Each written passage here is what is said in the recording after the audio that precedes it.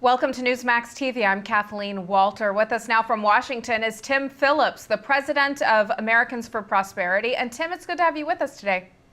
Good to be back, Kathleen. The Supreme Court today struck down a key part of the Defense of Marriage Act, making same-sex couples eligible for tax, health, and pension benefits in states where they can legally marry. Is there an economic impact here, Tim? It's hard to say. I mean, we do economic issues, taxes, spending, regulatory. That's probably more of a cultural issue. And the court has been there, and then voting rights the day before. So they've had quite the eventful week.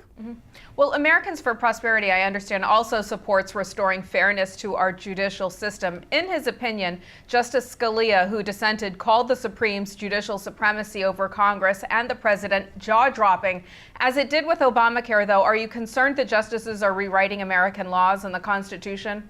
We are worried that the court and Congress both are overreaching on a consistent basis. And the Obamacare decision last summer was stunning. I mean, they called it a tax increase, which it was. Then they refused to do anything about it, even though it was passed in a way that was supposed to be not as a tax increase by Congress. And so we are worried about Congress overreaching. We know that government that governs at the local level or the state level at a minimum is far better for prosperity, is far better for our country. And that's what we continually push for.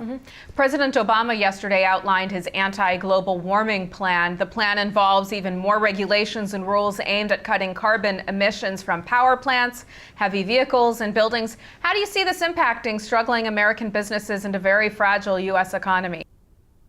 We're going to see utility bills go up under the president's plan. We're going to see gas prices that are already too high in the $3.30, $3.40, $3.50 range, some places even $4, depends on where you are in the country. We're going to see gas prices go up under the president's global warming plan. And we're going to see job creation suffer. You know, this economy is still struggling to get back on its feet. We're not producing enough jobs every month to really grow at the rate we need to grow at.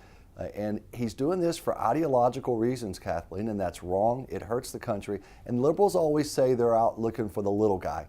Well, who gets hurt most when utility bills go up, when gas prices go up, when that manufacturing job is lost? It's the little guy. Whether it's a senior citizen on a fixed income or that single mom trying to work a couple of jobs and still take care of her kids, they're the ones who were hurt by this president's global warming ideology. The president is prepared to implement this unilaterally via executive order and without Congress's approval. How should Congress respond, and what can Americans for Prosperity and other conservative groups do to expose President Obama's arbitrary use of power? We are urging all of our activists and members and really everyone across the country to be contacting their members of Congress, especially in the House, but the Senate as well, to demand that they rein in the Environmental Protection Agency and the other agencies. Yes, the president can propose regulations and actually in some cases enforce them. However, Congress controls the budgets for each of these bureaucracies in Washington, and they can cut their budgets. They can withhold funds. They can force them to come before Congress and explain what they're doing and why. And so Congress does have a role here to play. We're urging our activists, everyone who's listening to this interview today, to do just that. We know we're not going to change the president's mind. He's got a political agenda. These environmental extremists are dear friends and allies and donors of his. He's going to do what they want and for his ideology on global warming. However, we can have Congress, which we believe represents the will of the people and opposing things like cap and trade and all the other global warming ideology policies he's pushing. We can use them to push back, and we're going to do it. Remember, Congress controls the budget of these regulatory agencies. This week, the Farm Bill was defeated in the House. Senate Majority Leader Harry Reid wants Speaker Boehner to take up the Senate version before the expiration of the current farm policy on September 30th. AFP was staunchly against the House version. Do you see the Senate version cutting the deficit at all, and should Speaker Boehner bring it to a vote? No, absolutely not. The Senate version of the Farm Bill is even worse than the House version, which was a terrible version. We have a so-called Farm Bill that spends 80% of the money, $740 billion, on the biggest expansion of food stamps in American history. And the $200 billion for our farm programs, the vast majority of that, over 90%, goes to the biggest, best connected agricultural corporate special interest. That's not where money ought to be going. Yes, there needs to be a basic minimum safety net, absolutely. We want to help some of the neediest folks who do need help with food. And we want to make sure that some of the family farmers and other food efforts at the small level especially have a basic security net. After all, they're producing the #1 commodity we need, food.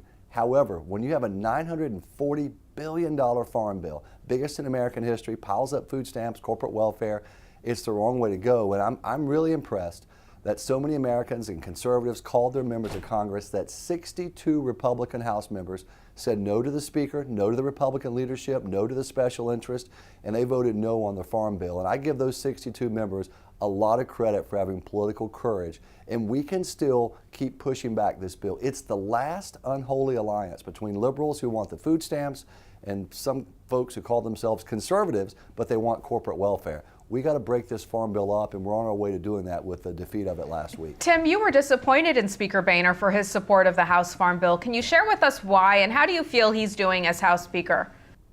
Well, he started off with the sequester effort earlier this spring, and we give him a lot of credit for that. It took guts to say, hey, we're going to stick to these sequester numbers. On the spending, on the bill, the spending bills. We're not going to cut a deal with the president on this. We're going to do the right thing. And we gave him a lot of credit for that. We supported that effort, by the way, and we praised the Speaker openly. But this farm bill reminds us of the bad old days when Republicans held power in 2003 and 4 and 5, and with President Bush and with then Speaker Denny Hastert and Tom DeLay. They spent money like drunken sailors on vacation. Frankly, it gives drunken sailors a bad name. At least they're spending their own money. But this brings back the bad old days. And Speaker Boehner, it was so disappointing to see him not just quietly support the bill and use the whip operation to drive support for it, but to openly come out and say, yes, I am going to vote for this. So very disappointing. We opposed him on it. We respect him. And he did the right thing on sequester. He's done the right thing on pushing to repeal Obamacare, so they're doing some good things. But this is a big disagreement. Remember, this farm bill only comes around once every 5 years. It's not like we get to fight this thing every year and hopefully can rein it in from year to year. It's a once every 5 years occasion. That's why it was so disappointing to see what the leadership and Speaker Boehner did on this. Tim, in the wake of the recent revelation about the IRS targeting conservative groups, in your view, can we trust the IRS to enforce Obamacare, and should we abolish the IRS? Yeah, I can't imagine Americans feeling comfortable knowing that the IRS is going to be digging through their health records, making sure they're complying with every single regulation and mandate in the multiple thousands of pages in Obamacare.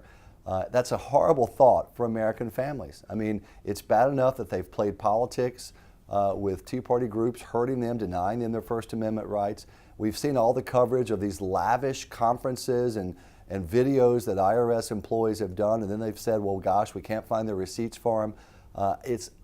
It's mind-boggling to imagine these same folks, these same bureaucrats, really, overseeing all the mandates for every American with regard to Obamacare. And so we're going to be continually reminding the American people that's what's coming, because we have not given up on rolling back, pushing back Obamacare as it enters its implementation phase this fall. Americans are in for sticker shock on Obamacare, and the folks who are going to be waving that sticker around demanding compliance will be the IRS.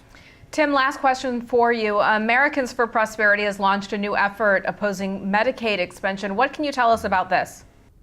Well, this has been one of the biggest battles growing out of the Supreme Court decision last year.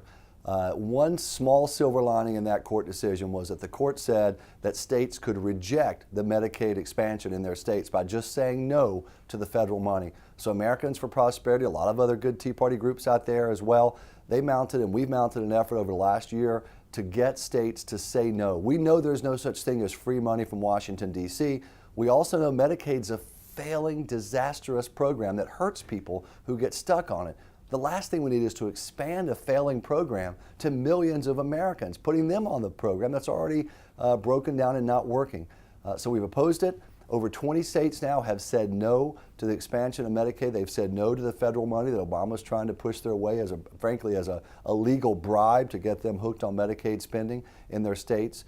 There have been a couple of disappointments, but I'm telling you, in places like Florida, Ohio now, Michigan, Virginia, so many states are saying no to this Medicaid expansion. It's an important battle. And if folks are listening and want to go to the website, americansforprosperity.org, they'll be able to look at how their state stands on taking or not taking this Medicaid money. All right, Tim Phillips of Americans for Prosperity, thanks so much for joining us today. Good talking to you, Kathleen. And thank you for watching Newsmax TV.